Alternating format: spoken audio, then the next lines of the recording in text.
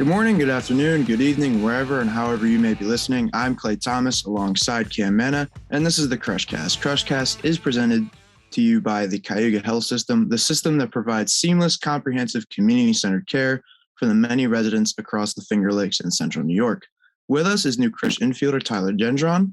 Welcome, and thank you for coming onto the podcast. Thank you guys for having me. So, Tyler, I understand you're at New England College. You've been playing a lot of third base there. You're also from Milford High School, that is in New Hampshire, and you have recently been a 2019 NECC champ with New England College. Yep. So, getting into it right away, what was it like growing up in Milford and going to high school there, and what was kind of life like back at home? So it was super cool. So fun fact, I was born in Concord, New Hampshire, which I then went to middle school, and now I went to middle school. Now I'm at Hanover, which is the same town as where I go to play college baseball now. So that's really cool. But yeah, I guess life in Milford was pretty cool. I mean, I met some longtime friends now. I met some pretty good baseball players. A few kids went on to play at now I'm Keene State, but yeah, for the most part, I mean, it was just high school basically. Yeah, just like kind of like normal life, good childhood. Yeah. So, looking at your season, you're not off to the hottest start. I mean, it has been 9 games. I have noticed just one error. That's impressive though in the first few games you got. But batting just 188 right now. Yet to put one out because you have put one out in the past. What's been going on with your struggles, and how do you plan to kind of get out of that rut a little bit? So in South Carolina, I felt like I was hitting the ball hard. I'm just hitting the ball at guys. I've so far, even though my average isn't off to a great start, I'm very impressed with the way that I'm actually putting the ball in play more this year. Because now that was my season goal was now, because I struck out a lot in my last couple of seasons. I was trying to put the ball in play, and hopefully I can find those holes and stop hitting them at people. And I also have to recognize what's a strike now, what's not a strike better. Right. And then so when you go through the process of trying to find a school, what was it like, and trying to like your biggest factors into why you chose to attend New England College? Was it majors? Was it mainly baseball? What went into all that? So basically, I'm not a very good student now. Like if it's like a big crowd, like 100, 200 kids inside like a room. So at here, I think the max I've had is like 15 kids inside a room, which is very cool. Like it's very nice to actually have a relationship now with our teachers like that actually know us by first name. Like now we're not just like a random number. Yeah, that's kind of what it's like here at Ithaca too. We have, I think the max I've been in, I've had like a couple like seminars or like lectures, and there's a decent amount of kids. But like when it comes to like my personal classes, like everybody knows each other, and also like the teachers know you, and they're a lot more helpful. It's that more like that one-on-one kind of relationship with your professors. It's a lot better. Right. That was the big reason why I actually came to IC as well. Just the class size. I want to go back to kind of your season so far in the past at New England College. Obviously we talked about this year so far, not the start that you've wanted, but it seems like you are confident at the plate. But you look at, the last few seasons, you have put together some pretty good numbers. What's that process been like to stay successful at the plate and in the field? I think the process is to not get too high and not get too high, now not get too low. I mean, it's a very long season. I mean, it's going to be a grind. It's just trying to hit the ball hard somewhere, and now just trying to win games. So I understand you did have Tommy John surgery back in high school or a few years ago. Yeah. What was that rehab process like? And along with COVID happening in 2020, adding on to that, if it was the same year or not, what was it? How were you able to stay acclimated during that? Yeah, so it was the same year like that. Now I'm COVID just started. So I was supposed to have the surgery like a few months like before, but it just kept getting pushed back and back because now there was no one really allowed in hospitals unless it was for like a major surgery, and they consider Tommy John a major surgery, which I kind of agree, but the process was long. It wasn't fun. It was really hard to just be smart and to like not just try and throw a baseball or like try to take a swing. And then I got back to school my junior year in the fall, and I still couldn't do much. And it was tough watching that fall ball practice, just knowing that I can't fight for my guy, not to my left to my right, not to me now, right now. Yeah, all you can do is just try to be like that good teammate, try to help some guys out. Yeah, exactly. Yeah, exactly. So Tyler, why did you decide to join the Cortland Crush? What do you want to get out of this summer? And what was so appealing about the NYCBL and this team to be your summer baseball team? So I was very excited to even get an offer from the Crush, because I played in summer ball leagues in the past where now the competition is not that good, but I'm really excited to be able to compete against a lot of great baseball players, and I believe the Crush did win the championship last year. Yes, and sir. I'm very excited to try and defend that championship. Leads into my next question, actually, because it's asking like what can you bring to the Crush on or off the field? And I feel like something already is your championship experience with New England College, and yep. Can you bring a little bit of that to the Crush to help make a repeat? I think so, because I've, like you said, I've been on a championship team before, and it's it's gonna be a grind. It's gonna be a long summer. So like I said, the team can't get too high if now we're winning like 10 games in a row. We can't get too low. Like if we're losing 10 games in a row, like we have to stay right here the entire year. And now it's going to be a grind, but like I'm very excited for this. I'm very excited for the team we're going to have, and I'm very excited to try win another championship. Love that. Hi, Tyler. Here comes my fun question that Clay brought up before we started recording. I would say right now that Max Mims probably has the best answer to this question, the best kind of superstition. Want to ask you, do you have any superstitions before the season, throughout, kind of like a pregame ritual? So I guess pregame, a pregame a ritual that I do is I have to wear eye black before every game. I don't care if it's snowing, raining, sleet, whatever. I have to wear eye black. And this one's kind of gross, but like if I'm hot at the plate, I have to wear the same socks, even though they start smelling, but I have to wear the same socks. Not even washing them? No, I can't wash them if I'm hot right now.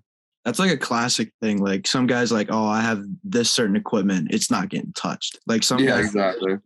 used to play with different things. It'd be like, oh, I won't wear a different girdle, or I won't wear a different sliding pants or something like that for baseball. Yeah. I'm like, all right, you do you, but that's nasty. Socks is a little different. At least it's just your feet. Yeah, right. A quick pause in this podcast for our sponsor, Guthrie. Guthrie is dedicated to providing high-quality and accessible healthcare that meets the needs of the entire family. To find a provider or schedule an appointment, go to guthrie.org. Guthrie, serving northern Pennsylvania and southern and central New York. Now back to the episode. And then for me, I have a little bit of a fun one too.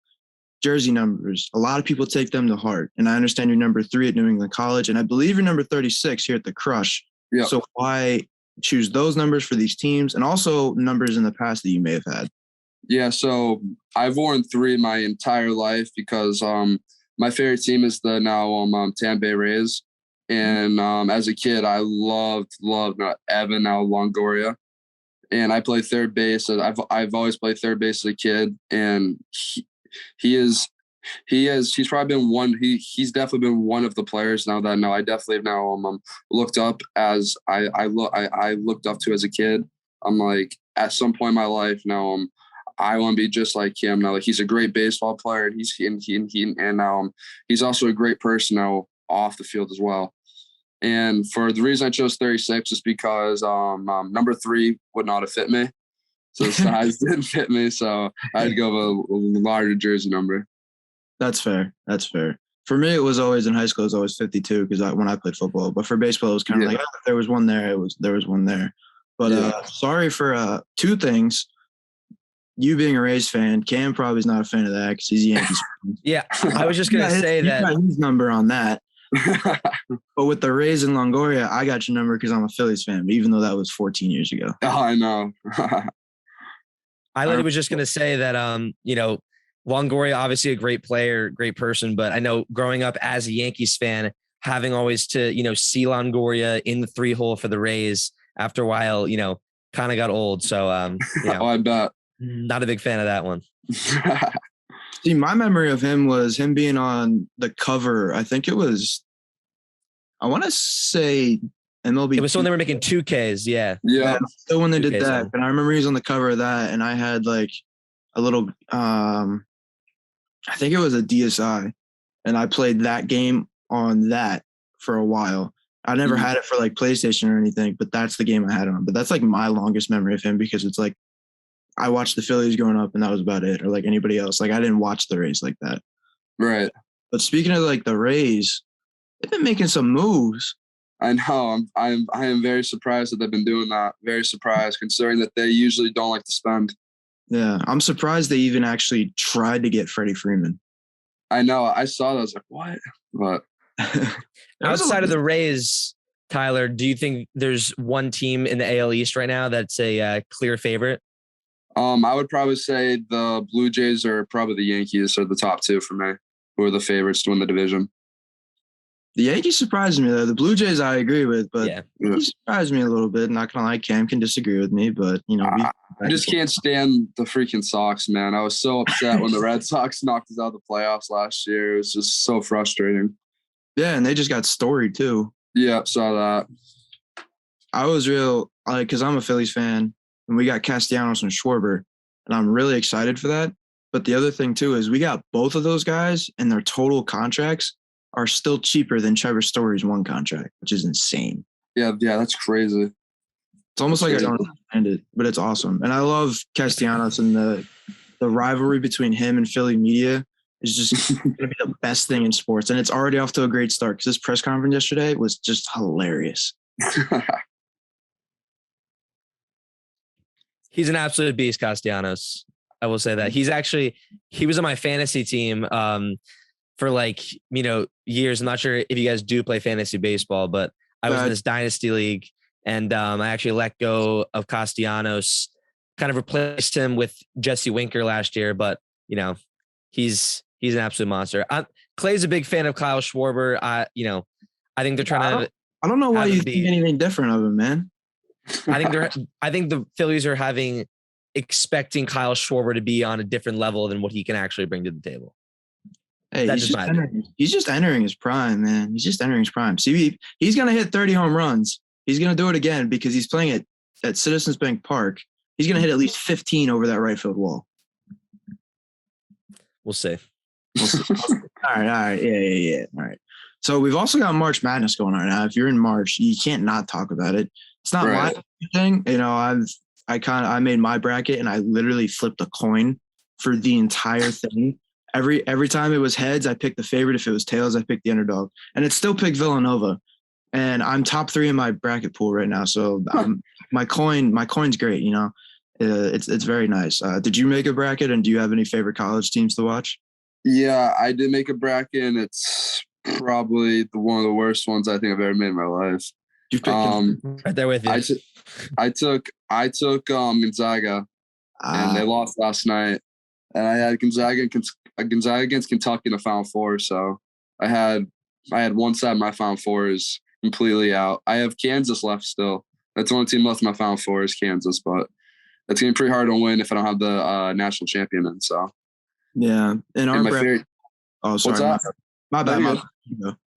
And my favorite team to watch is probably now UConn, just because it's pretty close to home. Yeah.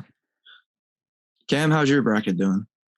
I was just going to say with Tyler, probably the worst year I've had in March Madness. The only Final Four team I have left is UCLA, and I have them winning the whole thing. So I guess that's, a little bit of a plus. But every year I'm in that little, good range. My brackets are in like the 23-38% range. So it's been a very, very tough March. And it's something you look forward to, and then you get there, and then it's, first 2 days in, your bracket's busted, and it's just there's nothing you can do. I'll just chill and watch some basketball.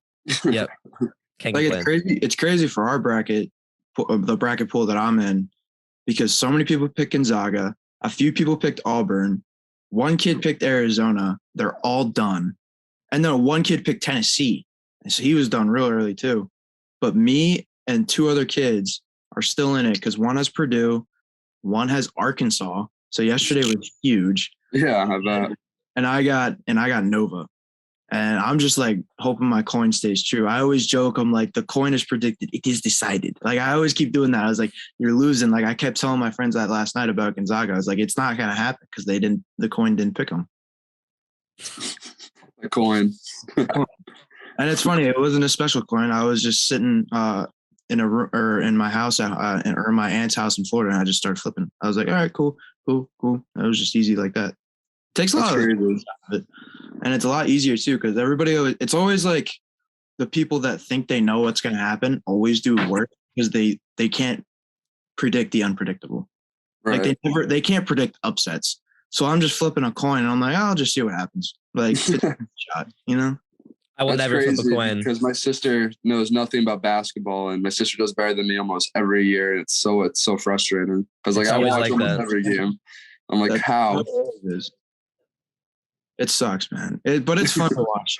Like, exactly. The Arkansas Gonzaga game was entertaining. Like Gonzaga is the better team, but Arkansas just out hustles them. They just outwork them. They're just always on the ball, and they also some of the sequences in that game were absurd. The way they were shooting the ball and the way they were getting turnovers like that, though, it was crazy. Right.